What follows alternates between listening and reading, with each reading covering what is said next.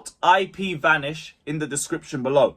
This is a VPN which you know is obviously going to help all of you guys who are still struggling with that crappy 3 PM blackout that we still have as a rule in England in big 2025. But you guys already know VPNs help you get access to other countries and their networks which are allowed to show the 3 PMs. So if you guys head down in the description or just scan the barcode, which is on the screen here somewhere. If you guys want to scan that, you get up to 83% off with IP Vanish. So go check that out. Link is in the description. Barcode is somewhere around here. Yes, guys, welcome back to Chelsea Fan TV. Welcome back to another match review. And welcome back to Chelsea just playing to the level of the opposition again. And this is my biggest frustration with this Chelsea side. Because I believe in the level of this squad. I believe that this Chelsea team can genuinely beat anybody on their day when they're serious, when they're switched on, when they actually have the professionalism to try and see the game out throughout 90 minutes. I believe this team can get something in any game. But our problem is up here. Because we love a big game. We love a derby. We'll be up for it. We'll do everything it takes to win. We'll be switched on. We'll make quicker, smarter decisions on the ball. We'll move better. We'll press better. And then when we face a team that we're expected to beat, slow, passive, no real desire to try and win by a considerable margin. And then if you get a sucker punch, sometimes it'll work because the opposition's that bad. But sometimes you'll get a sucker punch. And if we get that sucker punch, we don't really know how to react to it. And it was yet again one of those games. Qarabag looked very direct. And I know they're a better Qarabag than the team that we played in 17-18. I respect that. But all the complaints about the lineup, I just don't find myself caring about. Because respectfully, the team that we put out on the pitch should be winning. That team was stronger than I expected it to be. I didn't think Reece was going to start. I didn't think Cucurella was going to start. Caicedo came on after 10 minutes. You got Esteban and Gittins who cooked against Ajax. That should be a team that can go and get you something. That should be a team that wins the game. Nah. Instead, what do we get? Stupidness, laziness at the back, poor decision making.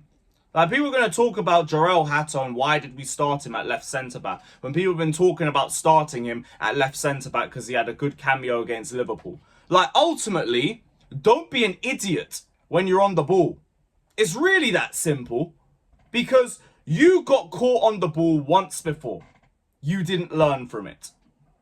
Because the second time, you let yourself get caught again without trying to play the ball out of danger, without trying to move the ball wide where you weren't being pressed.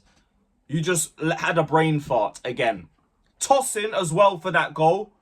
Beaten, cut by a player cutting inside again because this guy cannot turn to save his life. It's pathetic. It's such a pathetic showing. We give away a handball going into half-time. We deserve to be 2-1 down in all honesty. And then we make the changes. We bring on Garnacho. We bring on Neto. We bring on Delap. We actually have a good start to the game.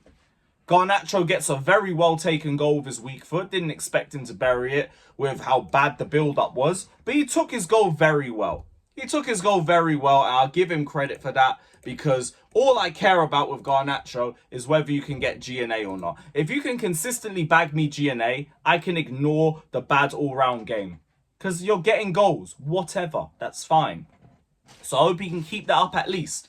But bar that, I still didn't think he played well. We had a good cameo after that goal. We were creating a lot of chances. But then when those chances didn't go in, we started to see us dawdle in possession again. We started to see us become very one-dimensional. We probably hit about 30 crosses in that second half. It was all that we were doing. Esteban was the only one trying to have a bit of creativity on the right-hand side. James was the only one making forward passes. Enzo came on and was he was straight trash. Straight trash. I can't tell you the amount of times he gave the ball away cheaply or with a terrible cross.